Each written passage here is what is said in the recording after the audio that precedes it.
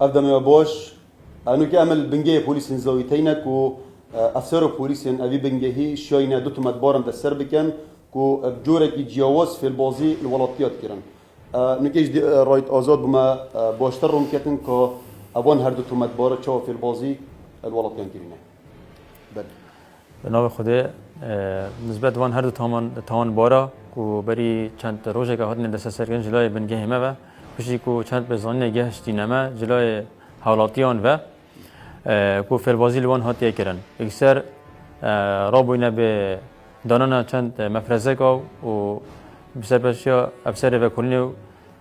رابوینه لگریان آوان پشیده ما یکیم هر دو تامان بار هاتی نگرتن جلوی بنگه همه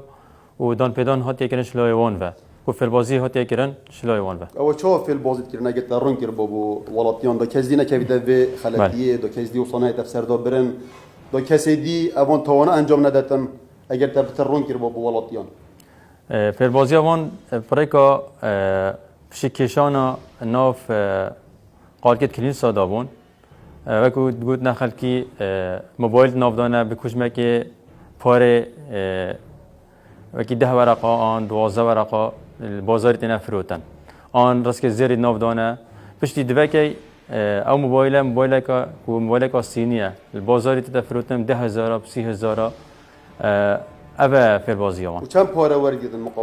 مقابلی به پشکشانه 300,000 وردیرتن هر موبایل که و چه خلقی باور جد کرد یعنی ابد مازن بون بچی بون نه بارا پتر آوان خلق دان عمره او کسی نبی رایکا خوب رکبت چن کو مرو بکتی نصر حمد خویا رأسا اوانا بازار گل کرو کابرا قانات کرد دلیوجی نرمه دان عمره بازار گل هاتا کرن بله البری دیار بیتن یعنی کو اف توانا شندی هاتی کو ولاتین مد خوش باورن ابتای بجی اف کسین مازن ابن چه گلک شارزایینه آن گلک تمنه که دا چوینه بارابتر اوت هات نفسر دا برن و اف کسین کو ساویل که و خوش باور ابجد خازین ولاتین مد هشیار بن دا کو نکهفنه دا بین وان تومد بارن فی البازو ات پاراستی بن هر وصابه پیامه که جی بوان کسین دی اوین کو نکه هنه و وان توانا انجام دن بلافزان روجه که اوج دی هنه دست سر کرنو الدیف یاسا زادانه الدیف بند 457 جیاسا